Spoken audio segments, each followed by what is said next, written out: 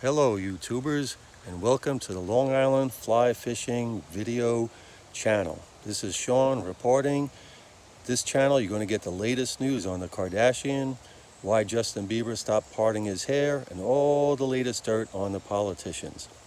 Just kidding. This is going to be for fly fishing only. So if you're looking for something else, oops.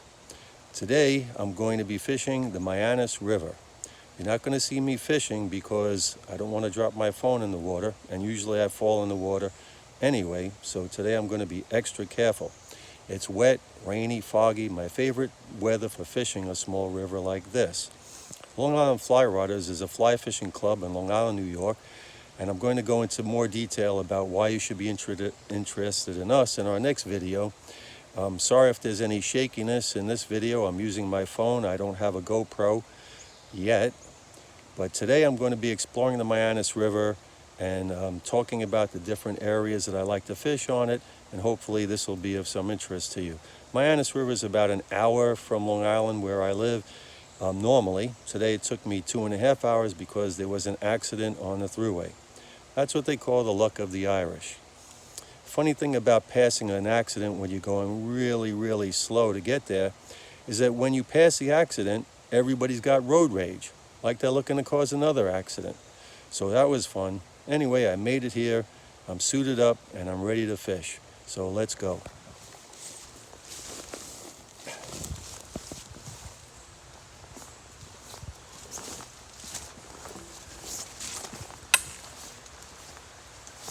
So the Mianus River has a lot of dirt trails that lead down to the water. Some are a little more treacherous. There's a view of the water through the trees.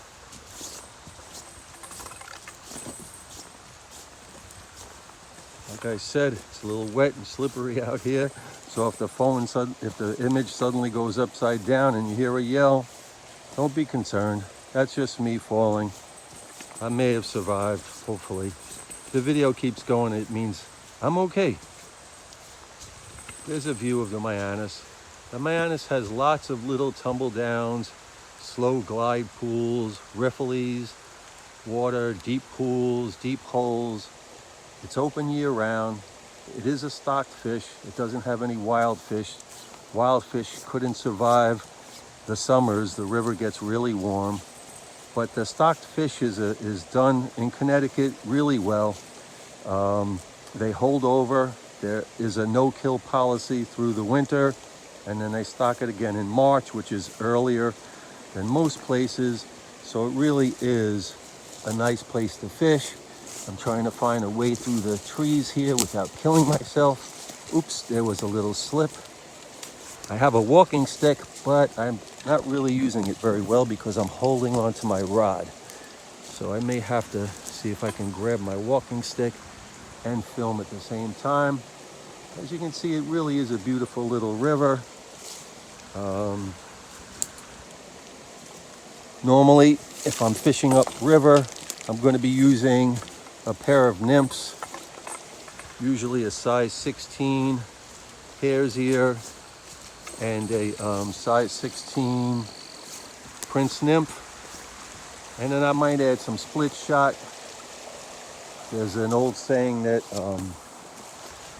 catching fish, you're usually only one split shot away, and sometimes that's true. Okay, got my walking stick and my fishing rod in my hand now. Sorry for the shakiness, but I had a close call there. All right, I'm still walking along the trail. One thing about the Mianus River is you have a lot of dog walkers who come here, so you just have to make your peace with that. Everybody seems to get along pretty well. Sometimes people get aggravated, and you'll see some of that occasionally. But for the most time, the dog walkers and the fly fishing people live in peaceful harmony, just like the world should be, right? So one of the things you'll see on the Mianus, and I'll try and give you a little glimpse here, is miniaturized examples of things you'd find on larger rivers. And it's really a good place to try a lot of techniques. There's a little plunge pool spillway with the raw water running through. and you follow the bubbles and you'll see where the food is going. It leads to a deeper pool, and there'll usually be fish holding in there. I like rainy, wet days because sometimes you can throw a big, dry, like a stimulator, and do very well because the fish are a little less cautious on a rainy, cloudy day. And then here's another type of pool that you'll find on the Mianus, a slow glide pool. This is one of my favorite spots to fish later in the day. Fish will almost always, if fish are going to rise anywhere on this river, they're going to rise in this pool. Not sure why that is, but it just seems to be that way. So there's another view of it. Okay, still trekking through the woods. There's another look at the river.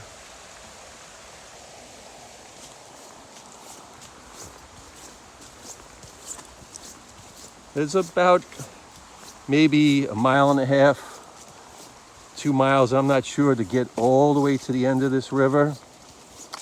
At some point, at least at the trout management area, this is a trout management area river.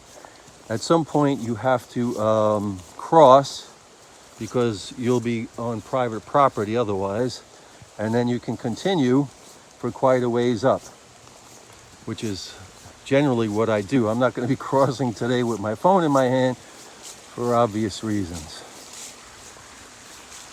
What I like to do is to pick spots on this river, because it does get a lot of pressure, where I think the average person is not going to fish because they're going to say to themselves, there's no fish in there. And that's usually where I find the fish, where the average person is saying, I don't think there's any fish, so I'm just going to move on. A lot of guys go for the easy pools, the ones that are easy wading or easy casting. And I will fish those pools occasionally, but for the most part I try to avoid them, because my feeling is that those areas are going to get hammered. Okay, so that's how I work. All right, here's another wide, easy pool. There's a lot of leaves in the water, so dredging nymphs could be a problem. It is beautiful in the fall in the woods, but all of these leaves end up in the water, and it can be difficult to fish. This is what I call dog bath pool, because a lot of dogs jump in here. You know, I guess if I had a dog that liked to swim, I'd probably let my dog jump in the water too. I think my dog is part cat, because if I touch him with water, he starts to scream like he's being suffocated. So that doesn't work out too well. So dogs will jump in here, and sometimes fishermen get mad and start yelling at the people because they're not really supposed to let their dogs in the water. There's signs saying so. But the funny thing is, if you just relax, put something else on the end of your line, take some time, check your knots, whatever. 10 minutes later, the water settles and the fish are used to it, and they more than willing to bite. So it's not a problem. It's not worth getting upset. I come fishing really to relax. I'm not looking to have arguments with anybody. Sometimes, you know, people get crazy and think that you've discovered a honey hole because they're right. I always discover the honey holes. And they will fish right on top of you. So it's not a competition.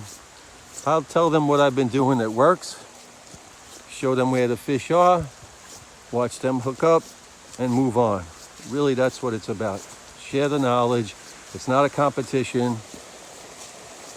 All right, if it was, we've already lost. Spin fishermen come here too, and no fly rod's really going to compete with a spinning rod, no matter what they tell you in the Grip and Grin magazines.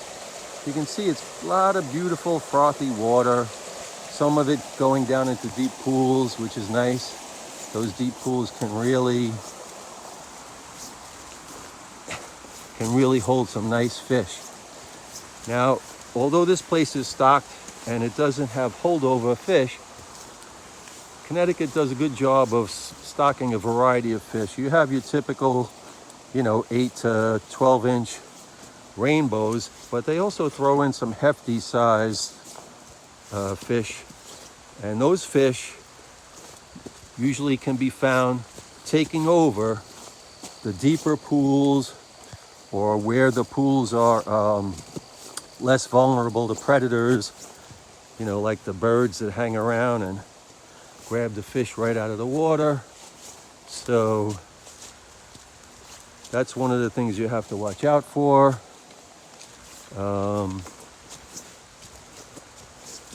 Actually, this is dog bath pool. The last pool that I showed you was just another slow pool. I got a little confused there. This is dog bath pool. This is a really deep hole. Generally, I like to fish this hole on my way back with a heavy streamer and, dredge the bottom. Even add some split shot to my leader if that's not working.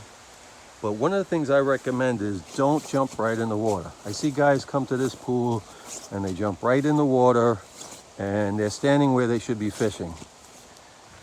The fish are generally going to be looking for food. Follow the bubbles.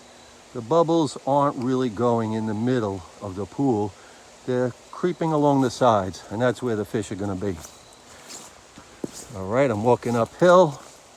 I'm a little overdressed. It's 70 degrees, but the water, I have a feeling, is pretty warm, so I'm wearing sweatpants under my breathables. So I feel like I'm doing a hot yoga workout. Okay. Moving right along.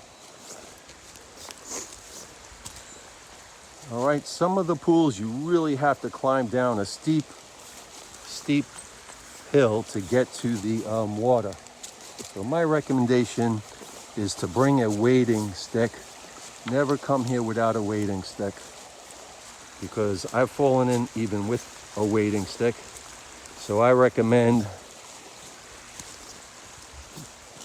that if you don't want to fall in, at least hedge your bets and bring a wading stick. All right, there's a pool where there's a lot of foam gathered up. Not really sure what causes that. Hopefully nothing harmful. You have benches all along where you can sit and have your lunch. My lunch is packed in my back of my vest, and I'll be hitting that usually around noon. Hopefully I'll have caught some fish by then. All right, moving right along through the path in the woods.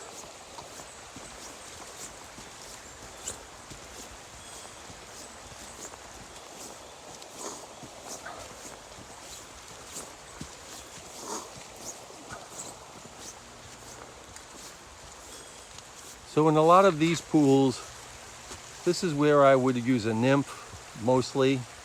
I have tried dry droppers here without too much success. So if I find I'm getting a lot of tangles with two nymphs, I'll take one off and add more split shot. Sometimes instead of using split shot, I like to take a jig fly, a weighted jig fly, like a meat whistle, size 12. Put that where I'd put the split shot, and then attach a dropper to that of like a size 16 Prince nymph. I was here a couple of weeks ago, and that combination was working really well. I love these little turn pools where you get those S-curves. You can really see your fly sweeping along the edges, and those fish, if they're looking, they're going to come out and smack your fly pretty hard. Okay. This is a big pool where I was last week, doing pretty well. This is another dog bath pool. Wherever there's a little platform, the other side now they've made groomed paths for people who are just hiking or walking their dogs or riding bikes or whatever. And I just saw a fish rise out there. And this is where they were last week. So I might start fishing over here. My rod just got snagged. So if you keep going upriver, it's a lot like this mostly. you don't have too many tumble down pools after this point. The tricky part about this kind of weather is sometimes you think it's a rise and it's just raindrops falling off the trees. But no, I do see an actual rise out there. There's definitely fish rising. That's what happens when it's cloudy. All right, so I hope you enjoy this video. Stay tuned for more videos on the Flyrodders, Long Island Flyrodders channel. We're going to have fly tying demos. We're going to go to the conventions, and we're going to put up a lot of stuff that hopefully will be of interest to Flyrodders. You can check out our channel. Oop, there's a rise. I hope you saw that. Oh yeah, a couple of rises. They're rising at longislandflyrodders.org. Thanks for watching. This is Shawn, over and out.